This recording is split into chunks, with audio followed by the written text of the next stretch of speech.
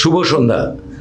আজকে আমাদের মধ্যে এমন একজন এসছেন যিনি অভিনেতা, পরিচালক, প্রশিক্ষক এবং তার সঙ্গে নাটকের গানের এক অভাবনীয় সংমিশ্রণ ঘটেছে। আর ভনিতা করছি না, নামটা বলে রাখি, তিনি আর কেউ নন, সুরঞ্জনা দাশগুপ্ত। সুরঞ্জনা দি, নমস্কার। আর তোমাকে যে কি বলেছেন ধন্যবাদ দেবো আজকে আমাদের রেডিও ফেনামে আসার জন্য বলার নয়। একটা কথা বলছি, তোমার সঙ্গে বোধহয় প্রায় 6 বছর বাদে দেখা হলো। একদম। তো বলতে ইচ্ছে করে যে মাঝে মাঝে তব দেখা পাই। দেখো সুরঞ্জনা দি, তোমাকে নাটক নিয়ে বহু প্রশ্ন আছে, বহু না বলা কথা হয়তো শুনবো, কিন্তু যেটা খুব ইন্টারেস্টিং বলে আমার মনে হয়, তোমার নাটকের গানের সঙ্গে কিন্তু একটা গভীর সংযোগ। তো যদি আজকের গল্পটা নাটকের গান দিয়ে শুরু করা যায়, তাহলে গানেই বলি। বলো। আমায় নিয়ে বেড়ায় হাত ধরে,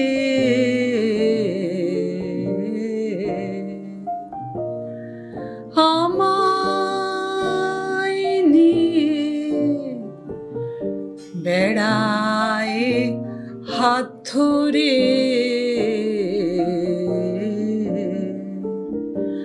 আমি যেখানে যাই সে যায় পাছে, আমায় বলতে হয় না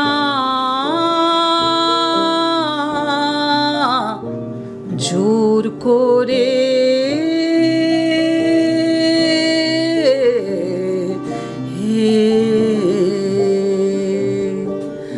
আমায় নিয়ে বেড়ায় হাত ধরে,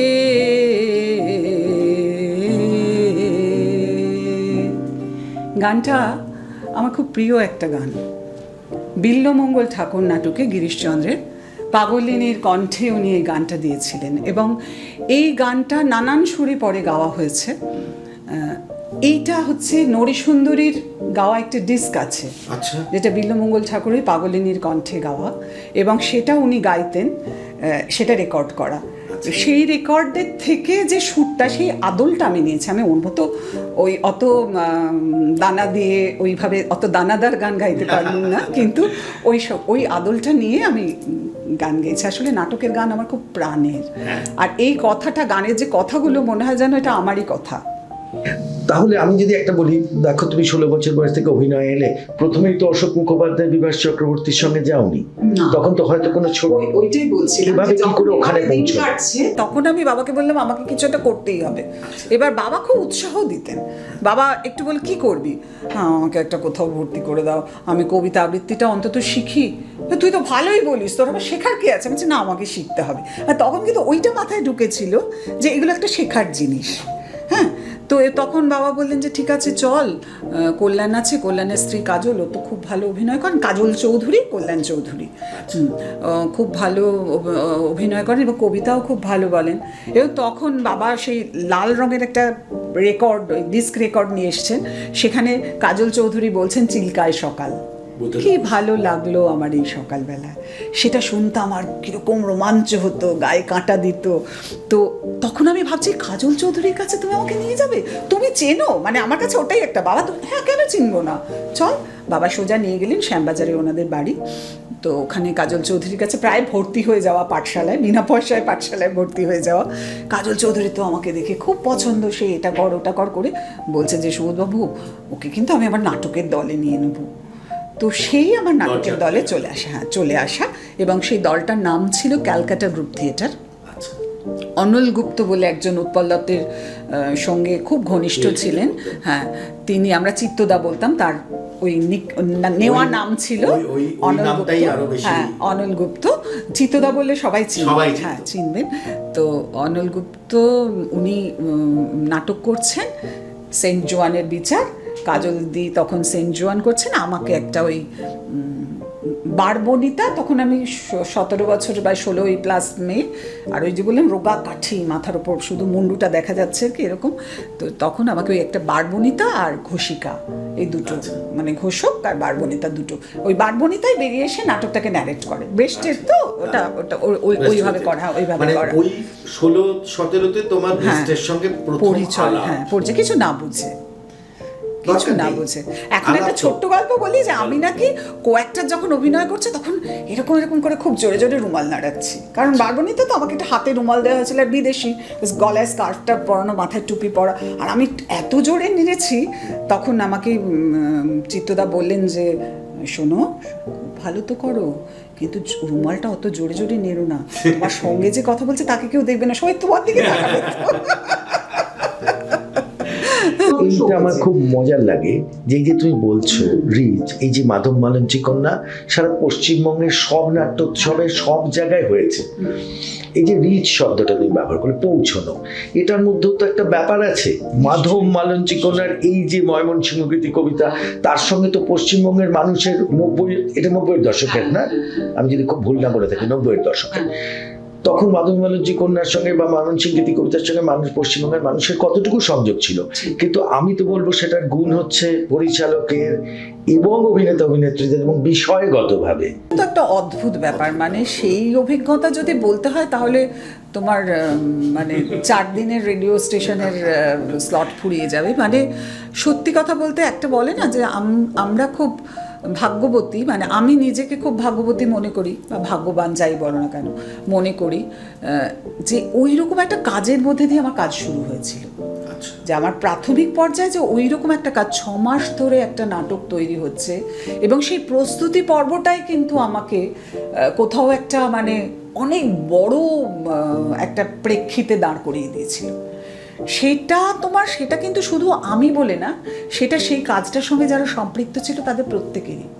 ওটা একটা অভিনব অভিজ্ঞতা। ওটা বিভাস চক্রবর্তী যেভাবে আমাদের দিয়ে করিয়েছিলেন তার নেতৃত্বে, এবং তার যে নতুন নতুন আইডিয়াস, সেগুলো উনি ওখানে ইনপুট করেছিলেন, এবং সেইগুলোর সঙ্গে আমরা সম্পৃক্ত হচ্ছি। যেমন ধরো আমি বলছি যে মাধব মালঞ্চি সবাই বলে একটা ঐতিহ্যবাহী লোককাহিনী, কিন্তু আমরা তো থিয়েটার করছি। এবার উনি বললেন যে এইখানটা, এই অংশটা মাইমে হবে। আচ্ছা, তো মাইম করানোর জন্য ডাক পড়লো অঞ্জন দেবের। তিনি তার পরিচয় তিনি ঘটনাচক্রে আমার ভূস্বামী। তো তার ডাক পড়লো, এবং এই যে মূকাভিনয় কি করে একটা ফোক নাটকে লাগবে, মানে মূকাভিনয় মানে একদম ওয়েস্টার্ন মূকাভিনয়, পাশ্চাত্য নয়।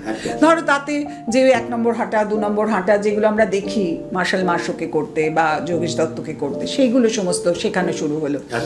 অনেক শেখানো টেকানোর পর 2-3টে দৃশ্য তৈরি হওয়ার পর দেখা গেল সেটা হয়তো 5 মিনিট কি 6 মিনিটের একটা অংশ। বিভাসদা দেখার পর বললেন না, এটা চলছে না, এটা হবে না, বাদ হয়ে গেল। কিন্তু আমরা শিখে গেলাম, আমরা 1 নম্বর হাঁটা শিখে নিলাম, হ্যাঁ 2 নম্বর হাঁটা শিখে নিলাম, কি আনন্দ আমাদের। আমরা 1 নম্বর হাঁটা 2 নম্বর প্যারাম্বুলেটার ঠেলে নিয়ে যাচ্ছে, প্যারাম্বুলেটারের জায়গায় হয়তো পালকি নিয়ে যাচ্ছে, বা ওখানে তো প্যারাম্বুলেটার হবে না, সেগুলো আমরা শিখে ফেললাম। এই যে শেখা, এরকম ছোট্ট ছোট্ট করে আমাদের সারা দিন ধরে কাজ হওয়ার পরে 2 মিনিটের একটা অংশ তৈরি হতো। আবার সেটা অনেক সময় বাদও হয়েছে। সত্যি কথাই রিসার্চ ওয়ার্ক আর কি। রিসার্চ বলবো না, মানে ওটা প্র্যাকটিক্যাল ওয়ার্ক। ওটা রিসার্চ তো নয়, রিসার্চ তো অন্য জিনিস। রিসার্চ তো তোমার তার সাথে তোমার প্রিন্টেড এলিমেন্টস থাকে। উইদাউট প্রিন্টেড এলিমেন্টস রিসার্চ মানে একটা মানুষ জলে সাঁতরাতে শিখছে, একদম সেটা ওই সাঁতার দিতে দিতে শেখা। আচ্ছা, জলে ফেললে সে সাঁতার শিখে যায়, এইরকম একটা ব্যাপার। ওখানে হাতড়াও, তুমি হাতড়াও, তুমি হাতড়ে হাতড়ে শেখো। তারপরে এলো গান, নেক্সট এলো গান। এই যে গানের কথা আজকে এত বলছে, আমি সেই মাধব মালঞ্চির 2-3টে গান গেয়েই কিন্তু লোকে ধরে নিল যে এ খুব ভালো গান গাইতে পারে। মানে এটা আমার মাঝে মাঝে খুব কষ্ট করো না। আমি একাডেমিতে বসে তোমার নাটক দেখেছি 3-4বার মাধব মালঞ্চি। আমারও কিন্তু আজকে এই মুহূর্ত পর্যন্ত ধারণা তুমি বেশ ভালো গান করো। সঞ্জয়দি, আমরা প্রায় গল্পের শেষ পর্যায়ে এসে, একটা জায়গায় তো শেষ করতে হয়, কারণ তোমার সঙ্গে আমার গল্প শেষ হবে না। তো শেষটা করার আগে তুমি জাস্ট একটা গান গেয়েছো, আমরা একটা অদ্ভুত জায়গায় যাব। অনেক নাটকের কথা হয়েছে, একদম ব্যক্তিগত সুরঞ্জনাদি, রাইট? একটা র্যাপিড ফায়ার করবো, যার কোনো প্রশ্ন তুমি জানো না, যা মনে আসবে 3 সেকেন্ড 4 সেকেন্ডে তুমি উত্তর দেবে। নাটক না গান? নাটক। উত্তর কলকাতা না দক্ষিণ কলকাতা? উত্তর কলকাতা। রেডিও না টিভি? রেডিও। রেডিও, এখনো রেডিও। এখন radio. Thank you very much সুরঞ্জনাদি, অসামান্য বললে। মাধব মালঞ্চির গান ছাড়া তো তোমাকে ছাড়া যাবে না, ওই গান তো তোমাকে গাইতেই হবে। একই সাথে লেহি পড়ি মাধব রে, মাধব কইয়া বুঝাই তরে, কইরা গেল মোর হাতের কলম মাধব রে, মাধব তুইলা দাও মোর হাতে রে, গুনে মাধব রে। মাধব উত্তর দেয়, একই সাথে লেহি পড়ি কই না গো, কই না, কইয়া বুঝাই তরে, আগে দিবা বিয়ার কবুল কই না গো, কই না পাশে তুলবাম কলম রে।